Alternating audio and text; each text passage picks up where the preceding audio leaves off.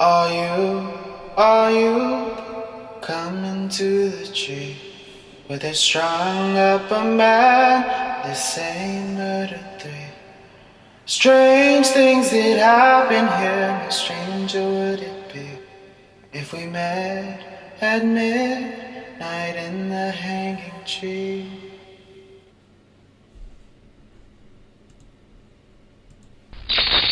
Welcome to Strange Things, broadcasting from the Arkanasa Radio Studios in Laredo, Texas.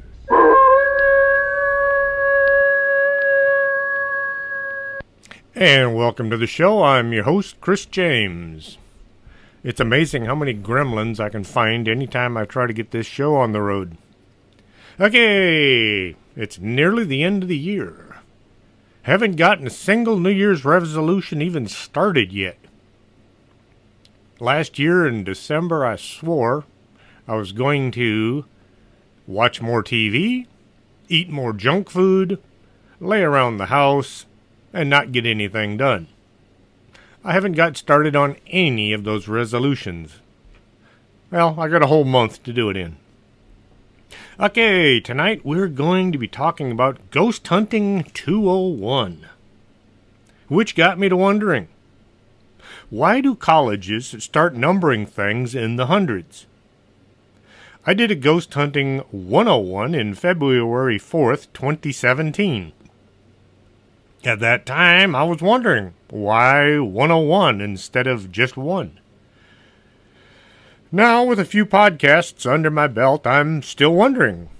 So I looked it up. In 1935, the three-digit arrangement began as a means of keeping track of classes throughout the university system. The first number corresponding to the college year being taken. Freshman courses all start with a 1. The second digit referred to the content area, or to whether the course could be taken for credit. The third described its place in the sequence of classes. Being a higher learning institution, they started with 0. Who starts counting with 0? Well, colleges, that's who. An introductory class would have been given the number 100. 1 being the freshman class, and the last 0 showing it was an introductory class. Once you got past the introduction, you then got the numbering like 101, 102, etc. So now I know, and, well, you do too. So here we are on Ghost Hunting 201. I hope you all listened to the first class already. I'll start right off by saying ghost hunting isn't nearly as exciting as it looks on TV. Those guys on TV shows do a lot of investigating and researching and studying that never makes it onto the screen. I've been on some ghost hunts that took 4 or 6 hours. There were 8 people on one and 20-something on another. Everyone had equipment to record or photograph or videotape, and they moved about. Just to make things easy, let's say there were 10 investigators. And the investigation runs 5 hours. That's 50 hours of investigation. 50 hours of audio and visual evidence that has to be gone over. It will take a lot longer than 50 hours to go over everything because you have to go back and forth if you spot something or hear something. You might have to run the tape back 5 or 6 times before realizing it was somebody coughing and not an actual EVP. Most TV shows they do, maybe 2 or 3 minutes of review, all of the recordings. That's because it's not very exciting, and TV has to be exciting or most people won't watch. It's kind of like police work. Lots of nothing followed by a bit of excitement now and then. I don't own a lot of equipment. I do carry a camera, a voice recorder, and a pendulum. 2 things I carry that few others have is a notebook and a pen. Well, more likely pens. I usually wind up loaning out one or two pens, and I'm lucky to get them back. Think about it. You're there doing an investigation. You spend the night looking around for anything otherworldly. Maybe you see or hear something. Then at the end of the day, you go home and get some sleep. The next day or the next week, you go to review the evidence. You spot something in a photo. When was the photo taken? Who was with you? Did you hear anything while clicking the camera? Maybe you smelled something like perfume or cigar smoke. As days turn into weeks, you're going to forget a lot of the details. You wind up having to ask others if they were there when you clicked the photo and did they see or hear anything. It's easy to put a small notebook and a pen or pencil in one pocket of your vest, and then if something does happen, you can jot down a few notes. Something like, I heard a whisper at 11:45 in the hallway. Then when you're going over the photos, you can pay close attention to any images from the hallway. I mentioned I carry a pendulum. This is a very low-tech, cheap device that will show any energy around you. I usually demonstrate how it works by having somebody hold out their hand. I hold the pendulum out in front of me and slowly move it over to their hand.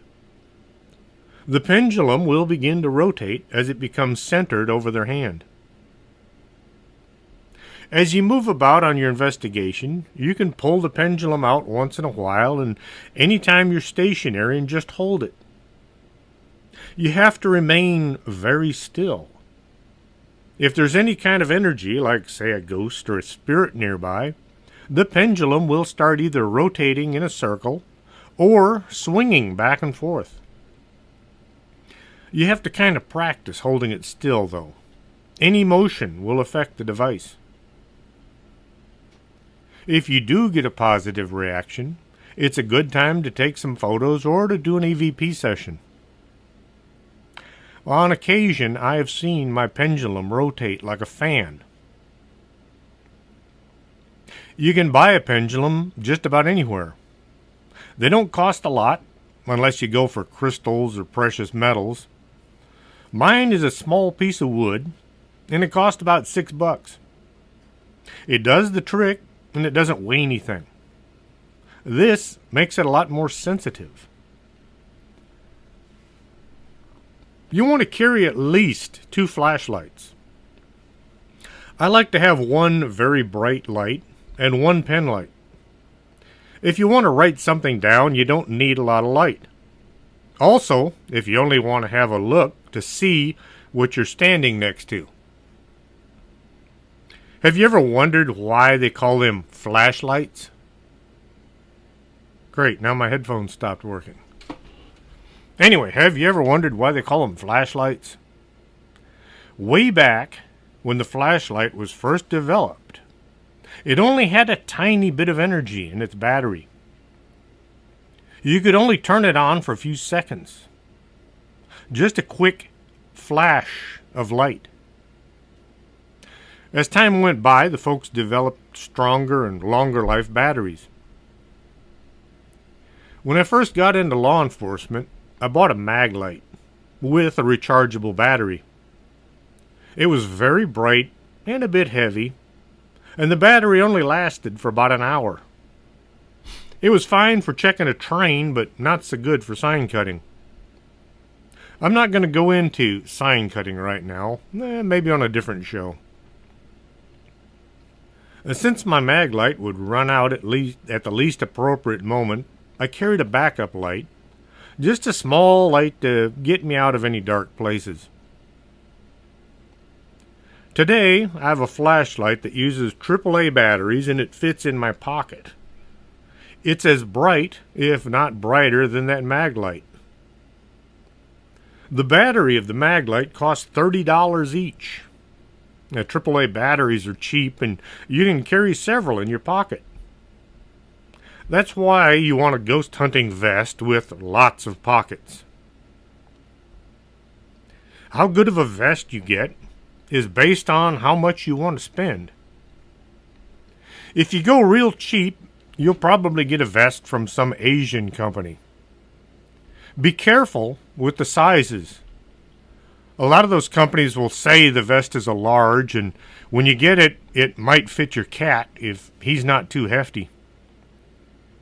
And check the size chart. If you're not sure, you can try contacting the company first to ask about things like sizes and how good the zippers are or the stitching. If they won't answer your questions, you'd be better off looking elsewhere. Read the reviews. Find out what folks who have bought the vest think of it first. Now, you don't want to pay attention to the worst review or to the best. You want to go with the middle. You'll always find somebody who hates something or who's madly in love with it. So, don't pay attention to the first or the last review. Now, depending on where you'll be working, you might want a mesh material. If you'll be investigating in Laredo where it gets up to 107 degrees, you need something light. But if you get a vest that's too light, it won't last very long with a flashlight and an EMF detector in the pockets. I looked for a vest with some really big pockets so I could put a notebook in one. Now, the number of pockets will affect how much equipment you can carry. As you load up, keep track of where things go. If you run into something that you need to record, you don't want to spend all your time looking in every pocket trying to remember where you put your voice recorder or your pen. With the LPRS, we only have 2 patches on our vests. One is the American flag, and the other is the LPRS patch. You want to avoid looking like a motorcycle gang. Too many patches might send the wrong message. 1 or 2 patches are a good thing. 50, well, that's too many. You want to look good so people around you take you seriously and not think you're there trying to beat them up. Now, spare batteries are a must.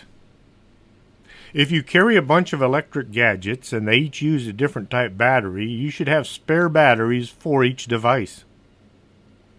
Batteries go dead all the time. They drain faster than the manufacturer says they will. The idea is the spirits need energy. They don't eat food, so they don't have a means of creating any energy. When you show up with all your electronic devices, the spirits will draw off energy so they can interact with you. Another means of gathering energy is by closing in on the person or persons in the group who are scared. Fear gives off energy that the spirits can use. The LPRS like to know who is scared before an investigation so they can focus on any activity around that person. We send them in first. And it seems to work. It's kind of like how cats are attracted to people who don't like them. Kind of like a magnet. My Sony camera uses some odd-shaped batteries. At one time I had 6, but, well, now I'm down to 4. They'll only recharge so many times. I have a pouch attached to the neck strap that holds the batteries. I also can change out a battery in the dark and going by touch. Batteries do weird things on ghost hunts. The LPRS were doing an investigation in an old abandoned hospital. Ishmael heard what sounded like somebody banging on a pipe.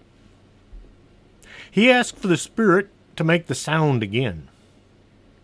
As he asked, 2 cameras went dead at the same time. Then, everybody's flashlight went dead as well. In the dark of the basement hallway, the gang had to swap out their batteries, fumbling around trying to not drop anything. With new batteries in place, Ishmael asked if there was anyone there that wished to communicate with them. The cameras and the flashlight batteries all died once again. The team had to evacuate the hall in total darkness. So, you need to be familiar with the electric gadgets you carry. How do you replace the batteries in your flashlight? I have one flashlight that you put the batteries in the opposite direction you'd expect. It also uses those weird 1, 2, 3 batteries. Just a little trick to help out with most flashlights. If you can put your finger into the battery compartment and feel the little spring, the spring always goes to the negative end of the battery. The flat end of the battery is negative, so you insert the battery's flat end to the spring.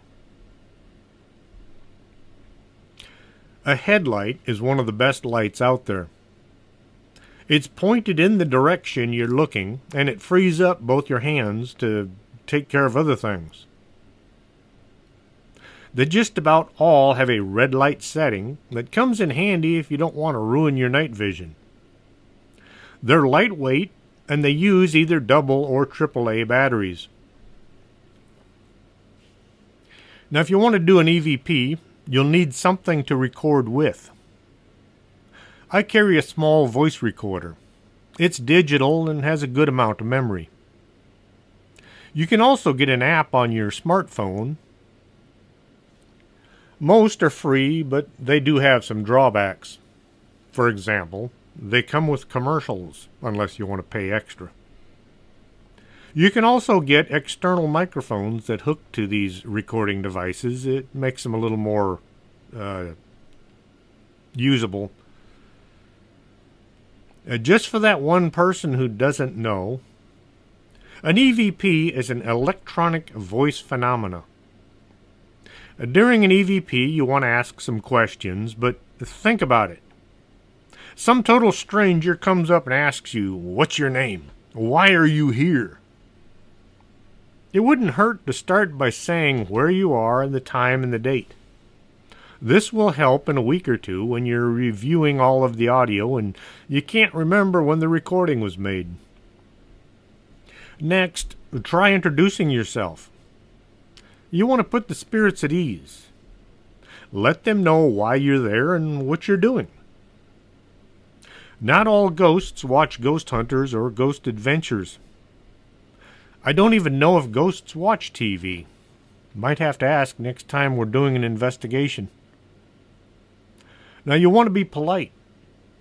Ask questions that make sense. Please and thank you is always a good idea. Would you please tell us your name? Would you tell us where you're from? Offer to contact anybody if they wish. You never know what the spirits might ask for. When you ask a question, give enough time for an answer. If you hear something like a door slamming or somebody coughing, make a note of it. That's what the notebook is for. It would be like this. On this date, at this time, doing an EVP session. Asked a question. Heard door slam. Once you finish, you can ask if anyone closed the door at that particular time. If you find out nobody was in the building at the time, you just might have something worth looking into. Maybe the guy coughing wasn't one of your teammates. One question I hear a lot is if the spirits want the investigators to leave. A lot of recorders are now set up so someone can be listening in as the answers are made. If you ask the spirits if they want you to leave and they say something like, "Get out," well, that's it. You're done with that room. If you stick around asking more questions, you probably won't get any responses. Leave that question until you're ready to go. And if you do hear something, say to go away or to get out, you should let the others know the spirits in that room don't want to be disturbed. This goes along when using an EMF device. Electromagnetic field detector. This device was developed for finding electrical problems, but it was adopted for use in ghost investigations. They have a lot of applications as long as you know where you're working. The tri-field EMF meter is a gaussimeter, electric field meter, and radio field strength meter all in a single unit. Keep in mind, the more things it does, the more it's going to cost. The EMF come in many shapes and sizes. They detect energy and then show you using either one light, several lights, or a gauge. Some will make noises and others are silent. I kind of like the silent ones. If you encounter an energy source, the device will let you know by lighting up or by showing a reading. This doesn't mean you found a spirit or a ghost. It means there is some energy in your area. A spirit energy or maybe something electronic. To use an EMF detector or a tri-field meter, you have to know where you're going to be working. I was on a ghost hunt one night when the person using the EMF detector suddenly got a really strong reading. They walked back and forth a few times, and each time they were right next to the water fountain, the meter went off. They were picking up the electronic motor in the fountain. Now in the dark, this could be missed. There could also be electric cables on the other side of the wall you're standing next to. This could give you a reading as well, so you want to know what's in the building you're working in. If, on the other hand, you're in an old abandoned building without any power, your EMF detector starts to show a reading, then you might have something. Don't get too excited yet, there still could be some mundane explanation. You can use an EMF detector to ask questions, but you can only get a yes or no answer. If you ask the spirit for its name, you're not likely to get an answer. Tell the spirit about the device. Say the device will light up if the spirit wants to answer some questions. Then instruct the ghost to blink, 1 for yes and 2 for no. You want to be consistent. Everybody should use the same light code, not just for ghosts, but for the review process as well. If you get the lighting code mixed up and folks doing the review don't know that 2 means yes, then you're going to get a lot of confusion. Just go with 1 for yes and 2 for no. Have some questions already in your mind. Don't start off asking if the spirit wants you to leave. If the EMF blinks 1 time, then what you're going to do. You can ask the ghost if they're trapped in the location.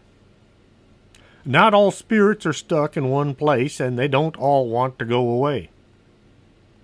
If the spirit answers that it is trapped, you can instruct it on how to get to the next level. But now we get into a few ideas that I had to find from other spiritualists. One method I read about is that you should find a trapped spirit. You should tell them that they are indeed stuck in our world, but it's time to continue traveling to the next.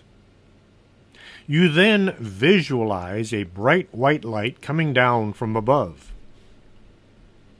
Visualize the light touching the ground next to you. You can also call out to any deceased relatives of the spirit to come down and lend a hand. This is kind of like praying, only you're talking to the relatives of the dead and not to God. Then tell the spirit to step into the light, and it will transport them to the afterlife. If they go, then you've helped them. If they refuse, well, you tried. Not everyone wants to move on. Some are afraid they're going to face Judgment Day. Maybe they have some reason to not want to go. Now, like I said, this was a technique that I read about on the internet. Another technique is to simply pray for the soul or the spirit to move on to the next plane. Kneeling is up to you. You can just bow your head and ask the spirit to be taken up to the light. If you're wearing a hat, well, you really should take it off. Unless you're Jewish. Some folks say you need to burn a white candle. Others say you need other gadgets. I think you can't beat simplicity when dealing with spirits. Simply tell them to move on and pray for them to do the right thing. The EMF meter is an electronic device. You have to use it gently. No moving back and forth as if hunting for squirrels. Slow, easy movement, and you'll get good use out of the EMF. If you jerk back and forth, none of your readings will be very accurate. The K2 is another device found in paranormal investigators' toolkits. It is also an EMF detector. The K2 has 5 LED lights along the top that go from green, light green, yellow, orange, and red, depending on how strong the energy is. The device has an on button that must be held down for the unit to work. On Ghost Hunters, Jason and Grant had shoved a quarter into the switch gap to keep the unit turned on. I believe the new ones stay on all by themselves.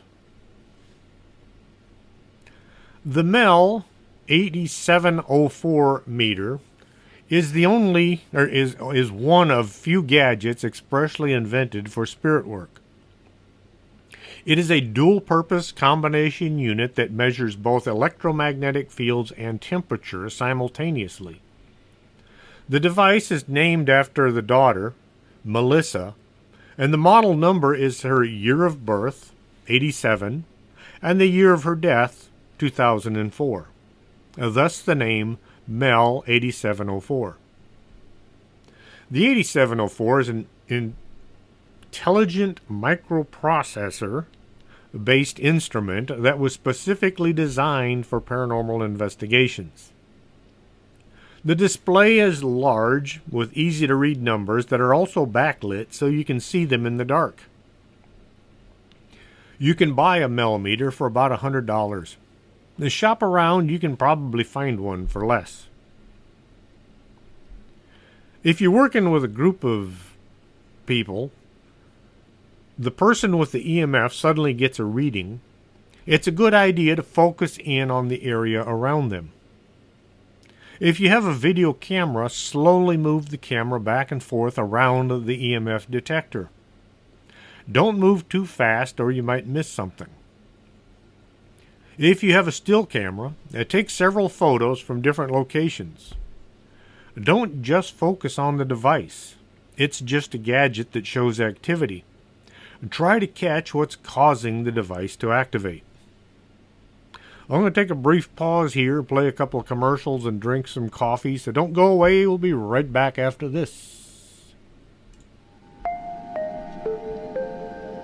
You're listening to Arkanasa Radio.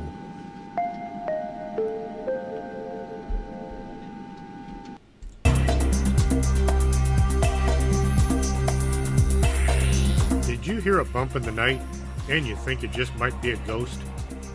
Contact the Laredo Paranormal Research Society at laredoparanormal@hotmail.com. That's the LPRS for all your otherworldly needs.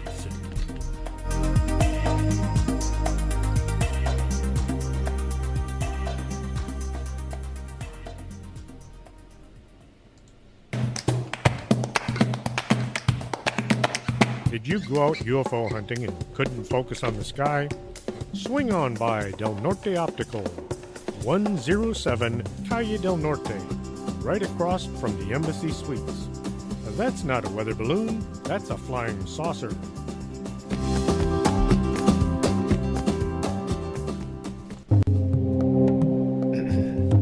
Back in 1776, Someone said, "Give me coffee or give me death."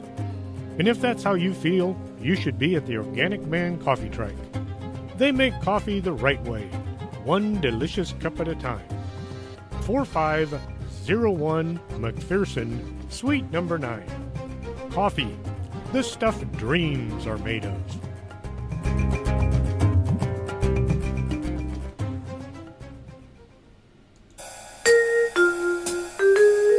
Makeup isn't something you want to just smear on and hope for the best. You might come out looking like Lon Chaney. Call Lourdes James, independent beauty consultant, and get a free makeover to see how makeup should be done. 956-723-3019.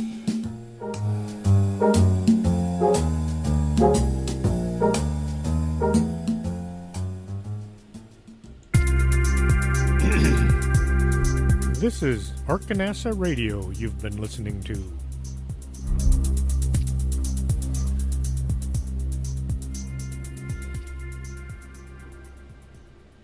And welcome back to the show. Now, we were talking about some ghost hunting equipment. One thing that just about every ghost hunter is familiar with is a camera, which comes in a wide variety. You have the regular still image camera. You can take photos in daylight or room light and you get a pretty good image.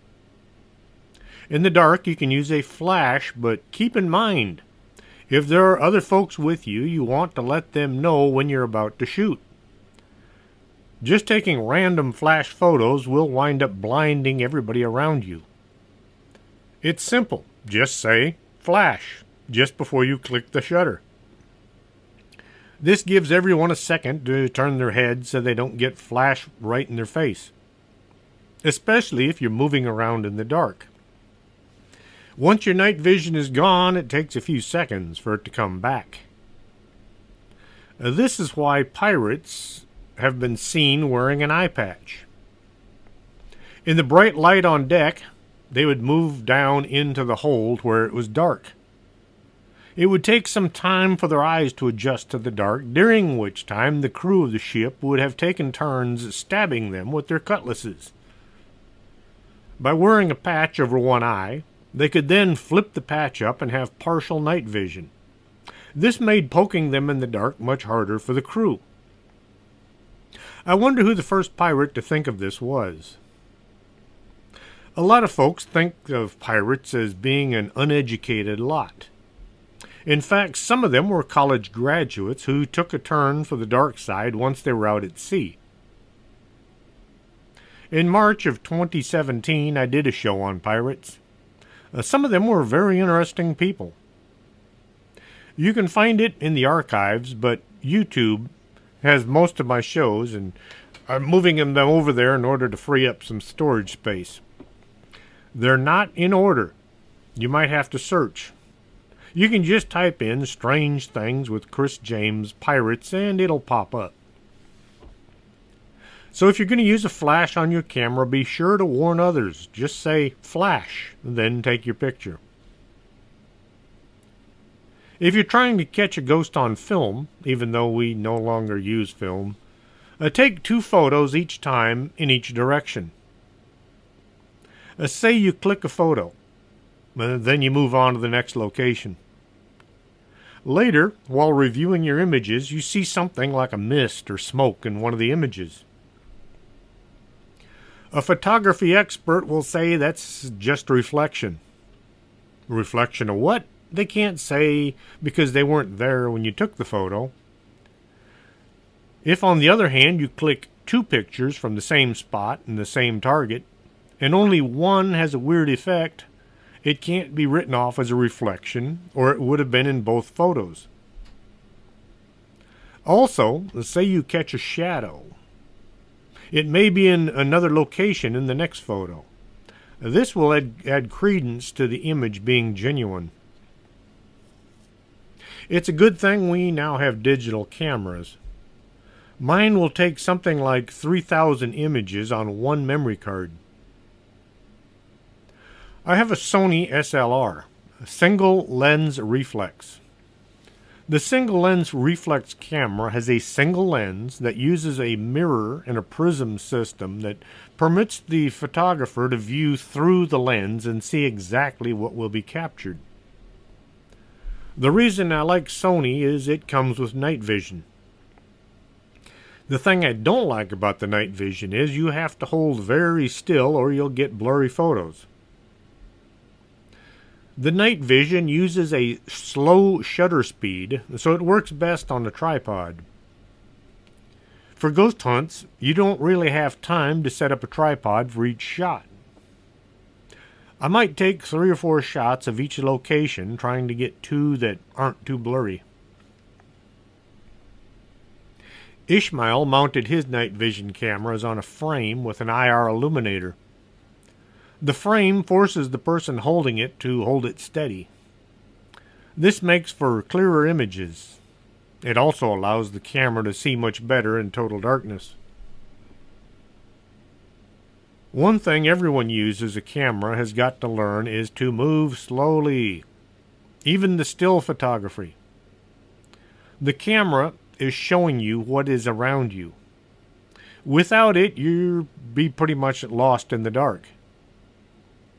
The camera judges the distance to the subject or object by computer analysis of the image itself. The camera actually looks at the scene and drives the lens back and forth, searching for the best focus. If you're moving along, swinging back and forth, the camera will try to focus, running the lens in and out. You just might walk right past something important without seeing it because the camera was not focused yet. Walk slowly and move the camera back and forth slowly and without jerking it. If you're running the camera in movie mode, by all means move very slow. I've watched way too many videos from ghost hunts where the person holding the camera moves back and forth as if afraid they'll miss something. As a result, they missed everything. The camera never gets a chance to focus, let alone catch anything. It's just one long blurry motion. It should take between 8 to 10 seconds to move from one corner of a room to the next. All 4 corners, you're looking at about 32 to 40 seconds. I know this sounds way too slow, but when you sit down to watch the video, you'll see a lot more than if you go any faster. The darker it is, the slower you want to move. Not just for the camera, but so you don't break something like your leg or the camera, or your leg and the camera.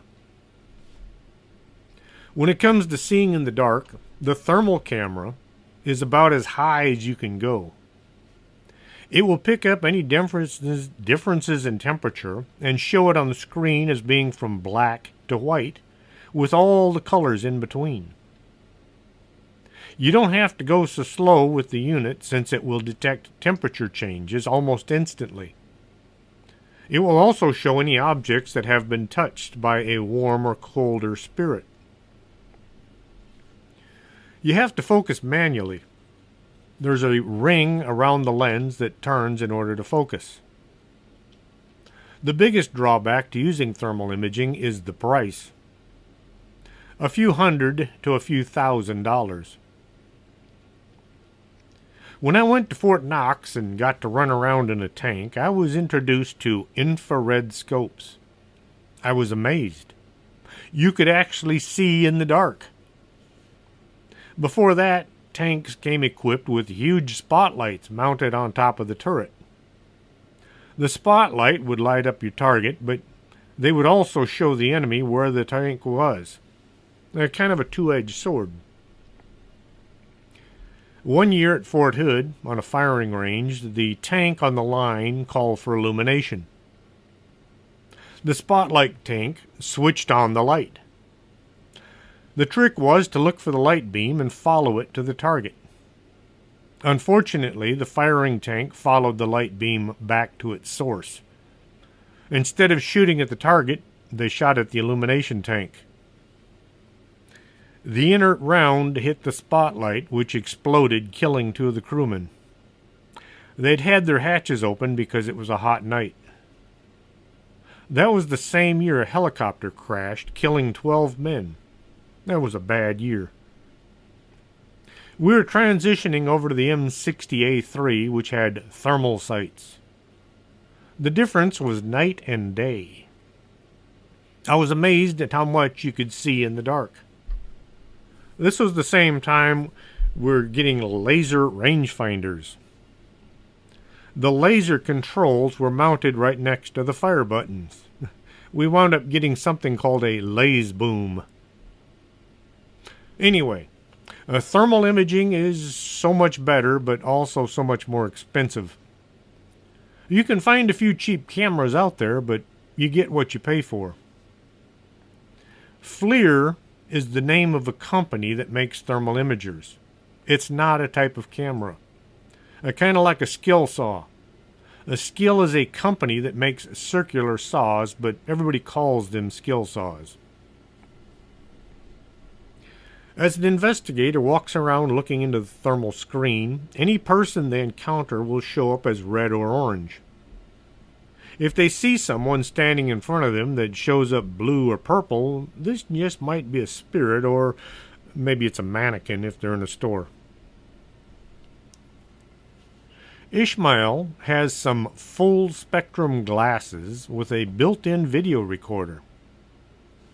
Any direction he looks, the glasses record what's in his line of sight. These free up both hands and allows him to look around during an investigation. I hate having to use a camera while moving about. You go from looking around you to focusing on the camera. With that little bitty screen, you might miss something small in your vicinity. We were doing an investigation in an old hospital, the same one from earlier. Ishmael noticed his IR illuminator had dimmed down. He turned to say something to me about it. He said something like, "Did you see that?" And then he began to cough. He couldn't speak. I was looking around trying to see what he was talking about.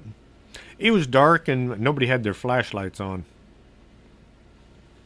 Later that week, we reviewed the video from his glasses. As Ishmael turned to talk to me, he faced a doorway.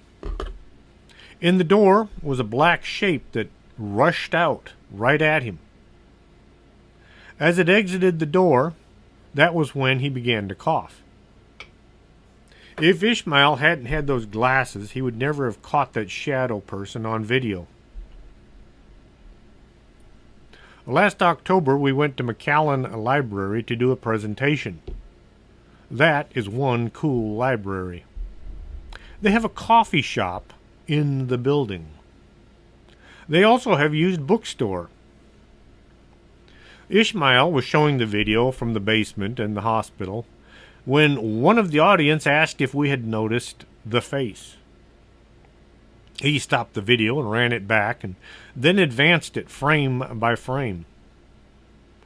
Right there in the doorway was this less than pleasant looking face looking out at us.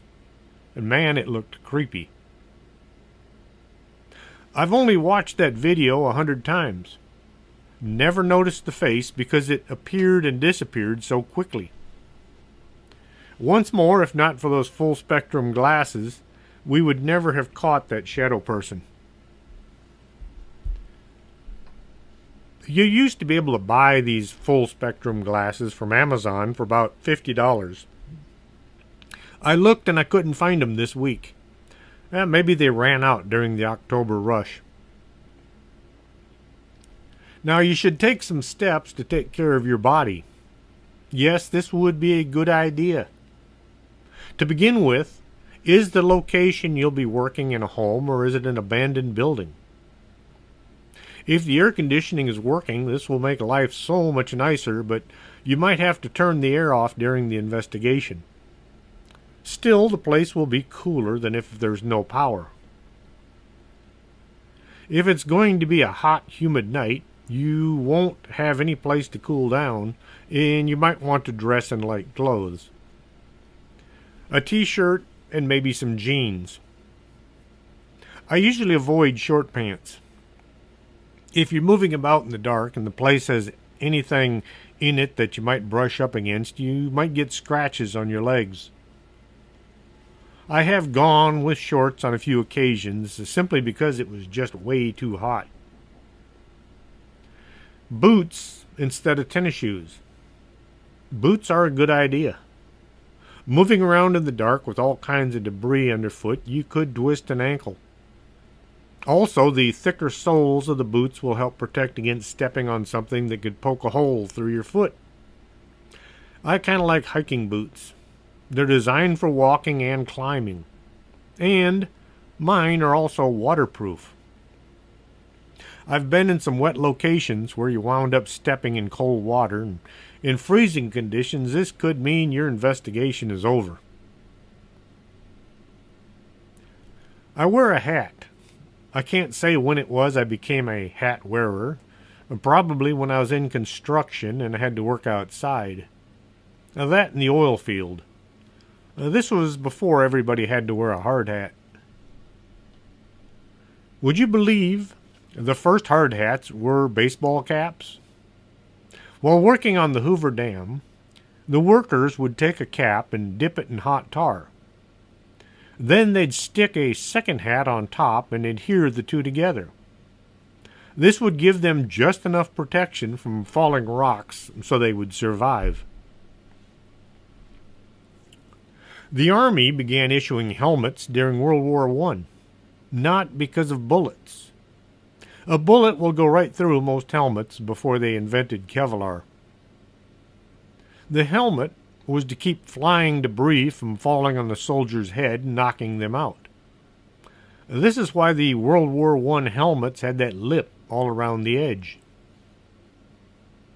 The Brodie helmet is a steel combat helmet designed and patented in London in 1915 by John Leopold Brodie.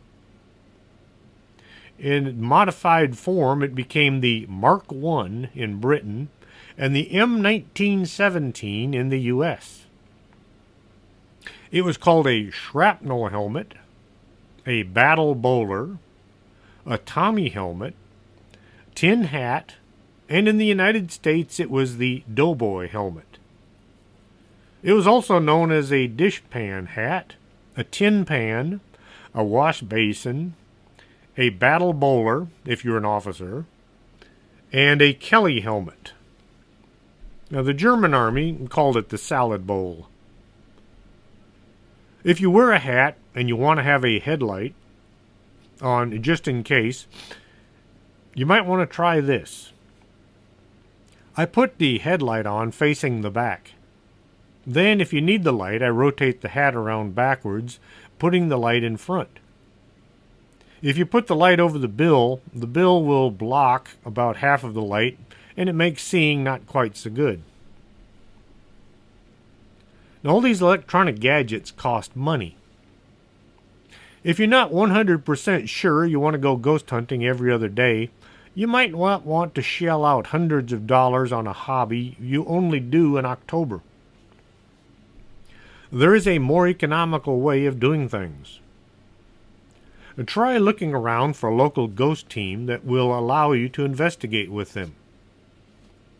Hopefully they'll be a non-profit group who can afford cool gadgets. The LPRS is non-profit, and they have thousands of dollars in equipment. There are also many members of the group in law enforcement, so nobody's going to try to steal their gear. By hanging out with ghost investigators who already have the electronics, you can try many different pieces of equipment and see what works best for you without having to shell out your hard-earned cash. Or you could do like Sophie and ask for ghost hunting gear for your birthday or for Christmas present. It's just not a good idea to spend hundreds of dollars on something you might only use once or twice. Be careful of which ghost hunting people you hang out with. That old hospital I keep referring to, We had permission to be there. The owner knew we were there, so we didn't wind up visiting the local Crowbar Hotel. If the group you're looking into joining is about to do an investigation, ask if they have permission to enter the property. It doesn't matter how cool the place looks. If you trespass and get caught, it will put a major kink in the rest of your life. Try explaining to a potential job interview how you wound up in jail for breaking and entering. Depending on the location and the owner, you could be looking at some serious fines and maybe some time in the Greystone Academy. Okay, some of y'all might be confused. The Crowbar Hotel is the local jail. It takes a crowbar to get out. The Greystone Academy is prison. Trespassing is not a felony, but hey, what if you accidentally set the place on fire? Even if it's not your fault, you could wind up in some serious trouble. So don't go in there if there's any question of having permission or not. Next, you want to know if the folks in charge know what the inside is like. How bad is the floor? Are there any big holes you might step in and either break an ankle or fall a few stories and break something else? Is the place filled with asbestos or other toxins? Are there any unsavory people hanging out in the building? There are those who shun society. We used to call them urban outdoorsmen, even if they stay in abandoned buildings. If you're doing an investigation and you hear sounds of movement, is it a ghost or some guy sneaking around in the dark? You may have hundreds of dollars in equipment that can bring in a few bucks from the local unethical pawn shop. The reason they're called fences is back in the old days the stolen property was passed through a fence to the guy buying it so that the thief couldn't try to rob them as well. Terry Pratchett said, "You should live next door to people who deal in stolen goods, because fences make good neighbors." He also coined the phrase, "women of negotiable affections." If the folks in charge of the ghost hunt can't ensure your safety, you might want to look elsewhere for adventure. The Pope Lick Bridge is a popular place to have ghost hunt. The bridge is in Louisville, Kentucky, and the structure does kind of look disused, and it even looks abandoned. Some people walk out onto the bridge to see what they might see, only to be surprised by a train. The bridge is 810 feet long. That's over 2.5 football fields.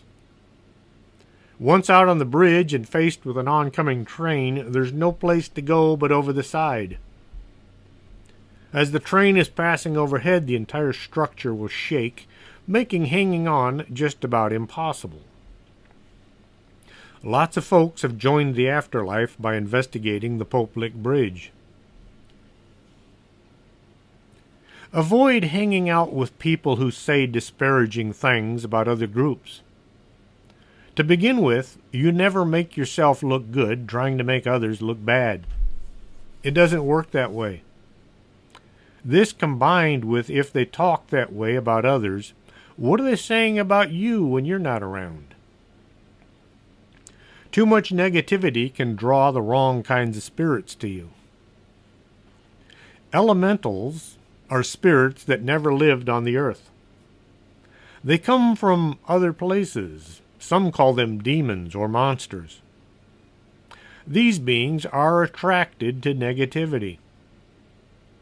Once you have one in your life, things will become very interesting, if not a whole lot frightening.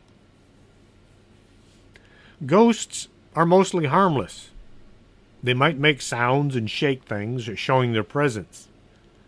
The only folks who get hurt by ghosts are the ones who get scared and run, winding up with a broken ankle or a twisted knee. A Margarita in Monterey is another kind of weird case that I think might involve something other than a ghost. Elementals can do all kinds of harm. They have their own means of drawing in power, and they like to use it. Why?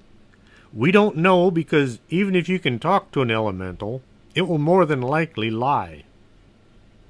A case in point, the boy who the movie The Exorcist was based on thought he was communicating with his dead aunt when he was actually dealing with a demon. If you're not a professional exorcist, you have no business playing around with elementals. This brings to mind children. Ghosts of children are seen all over the place. There's one seen out at the Laredo College by lots of folks. Now, why would a child who died keep hanging around? They don't have the baggage adults have, which might keep them from passing on to the next plane of existence. Why would a child become a ghost?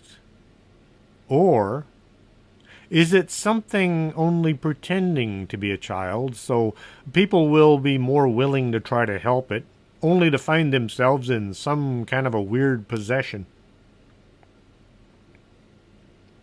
At the end of our investigations, Ishmael will ask if any of the people in the group feel the need for a quick prayer. If anybody says that they do, we'll gather around and bow our heads and pray that the person leaves okay and that nothing follows them. It's a good idea, something to keep in mind. So be careful of who you go ghost hunting with. If they look shady, they probably are. I hope you enjoyed tonight's show. If you did, tell your friends. The archives are slowly being shifted over to YouTube, but you can still find a lot of the shows at strangethings.podomatic.com. There's over 100 shows there. If you have a strange sighting you'd like to share, send it to strangethings@arcanasa.com. That's ARCANASA. Also, if you have any kind of a sighting at either Laredo Junior College, Laredo Community College, or simply the Laredo College, they're all the same place, also known as Fort McIntosh, let me know. I am in the process of writing a book right now based on strange sightings from the fort.